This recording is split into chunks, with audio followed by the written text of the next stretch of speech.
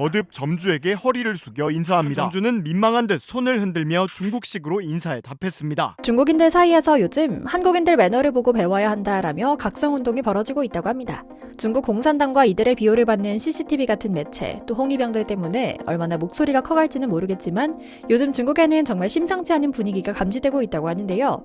특히 지난 1, 2년 사이에 전 세계에서 중국을 거부하고 극도로 싫어하며 추방하는 분위기까지 형성되고 있는 상황 속에서 한국은 오히려 제 나라처럼 서양 국가를 드나들고 문화, 방위산업, 경제 곳곳에서 약진하고 있는 모습을 보니 그동안 교만한 소국이라고 치부하고 무시했던 한국인들이 다르게 보이는 건가 싶은데요. 그래도 중국인들은 중국인들이니 의심의 눈초리를 거두지 않고 내용을 조금 더 살펴보기로 했습니다. 그랬더니 정말 중국인들 스스로 인간이 좀 되라 라는 자정작용을 하는데 한국인들의 매너 좋은 일화가 돌고 돌면서 쓰이고 있었습니다. 최근 중국의 여러 SNS에는 한 달여 전 한국인 여성 3명이 중국의 한 편의점에서 물건을 구입하는 CCTV 영상이 급속도로 확산되고 있는데요. 물론 개인정보 의식 없는 이들은 우리 한국인 여성들의 얼굴을 지우지 않고 공유하고 있긴 하지만 핵심은 바로 매너와 시민의식이었습니다. 이 세 사람은 여러 봉투에 나눠 담아야 할 만큼 많은 물건을 편의점 계산대 위에 올려놨는데요. 점주가 이들에게 한국인이냐라고 묻자 약간 긴장한 세 사람은 그렇다고 답했죠. 하지만 별다른 문제가 없자 이내 이들은 휴대폰의 번역 앱을 이용해서 간단한 중국어로 의사소통하며 구매를 마친 후 자리를 떠났는데요. 이때 점주를 향해 허리를 숙여 여러 차례 인사를 건네며 예의 바른 모습을 보였습니다. 이게 장안의 화제가 됩니다. 중국에는 이런 인사 예절이 존재하지 않다 보니 중국인 사장은 그저 미소만 짓고 있었지만 너무 예의 있는 한국 미녀들로 인해 쑥스러워진 사장의 영상을 보면 그동안 중국인들이 얼마나 제멋대로 행동해왔는지를 알 수 있다라는 코멘트와 함께 말이죠. 물론 여전히 몰지각한 대국 무새들도 있습니다. 원래 고개를 숙여 인사하는 예법은 한국처럼 모자란 속국에나 있는 예법이다. 대국 중국인들은 절대 고개를 숙이지 않는다. 점장의 기계에 박수를 보낸다라고요. 헛웃음이 나오는 지점인데요. 그런데 사실 중국인들 사이에서도 자정이 필요하다는 목소리가 나올 정도로 중국인들의 시민의식, 그러니까 더 쉽게 말해서 개념은 정말 상상 이상인 상황입니다. 심지어 최근에는 한국에서 일어난 한 관광객들의 만행을 해외 토픽으로 보도한 미국 외신도 등장했는데요.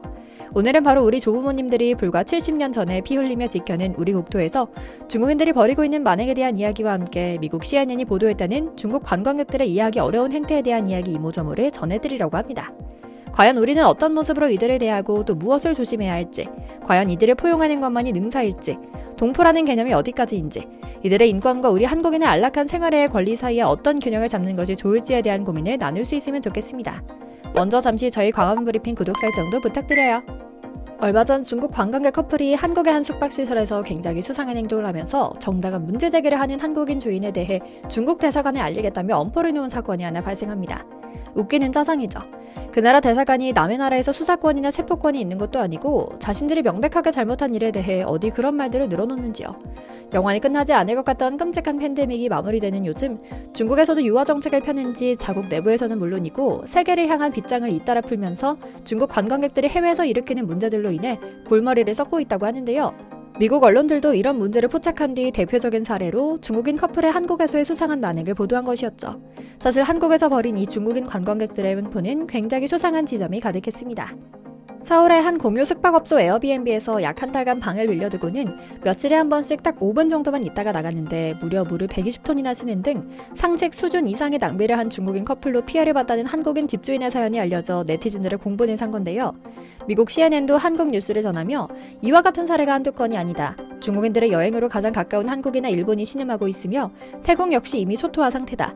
유럽도 머지않을 것으로 보인다라는 보도를 내보내기도 했습니다. 그래서 조금 더 찾아본 수상한 중국인 커플의 행동은 만행을 넘어 조금은 엽기적인 수준이었습니다.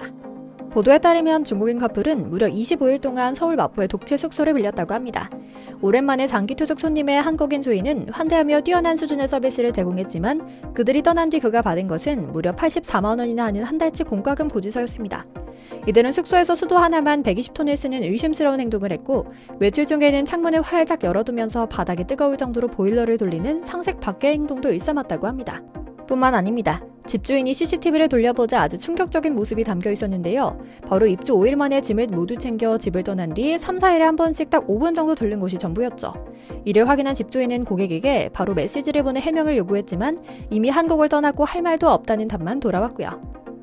누구 하나 딱히 나서서 도와줄 수 없는 이상한 상황이 이어지자 집주인은 이 중국인 남녀와의 지난 대화를 하나씩 복귀하기 시작했다고 합니다. 역시나 이상한 신호가 가득했는데요. 이들은 입주 3일 전 갑자기 때 아닌 코로나 핑계를 대며 돌연 예약 취소를 문의했다고 합니다. 당시 집주인은 안타까운 마음에 도와주기 위해 플랫폼 본사에 문의한 뒤 규정상 증빙 자료를 제출해야 한다고 했더니 갑자기 말을 바꿔 원래대로 입실하겠다고 했다는데요.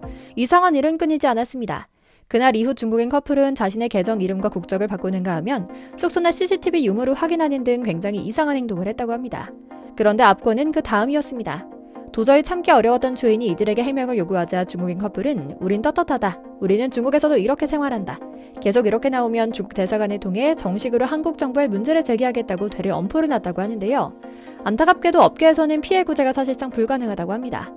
한국인 사이의 일이라면 민사소송으로 승소할 수 있는 여지가 있지만 외국인과의 송사는 현실적으로 불가능한 수준이라고 하거든요. 참 답답하면서도 어이없는 노릇이죠. 이런 일이 한두 건이 아니니 중국인을 싹 받지 않겠다 하면 대국의 소고기 건방지게 대들어서야 되겠냐며 차별 운운하니 말입니다. 물증이 앞서 수상한 행동을 꼭 짚어낼 수는 없지만 정황은 충분히 의심스럽고 엽기적이죠. CNN은 그런데 이런 모습이 비단 외국에서만 일어나는 일이 아니라는 점도 지적합니다.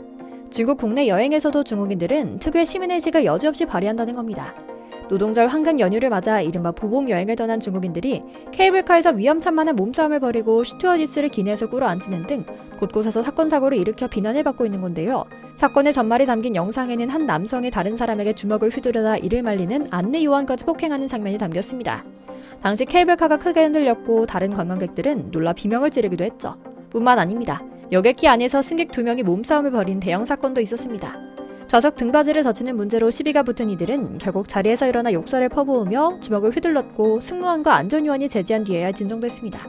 그러나 이들은 아직 화가 풀리지 않았는지 왜 아까 우리 고객에게 그렇게까지 예의 없이 말해야 했냐며 시비를 걸었고 결국 문제를 해결하기 위한 방법으로 승무원의 기내 복도에 꿇어앉혀 사과를 들어야만 했다고 합니다. 이들이 싸울 당시 여객기가 흔들리기까지 했더니 정말 큰 사건이었죠. 어떻게 보면 다행인지 모르겠지만 해당 비행편은 중국 항공사라 국제 문제로까지 번지진 않았지만 사실은 급히 회항한 뒤 착륙하자마자 바로 체포돼 심판받아야 하는 중대범죄이기도 합니다. 앵커는 이런 일화를 쭉 소개하다가 돌연 심각한 표정으로 말합니다.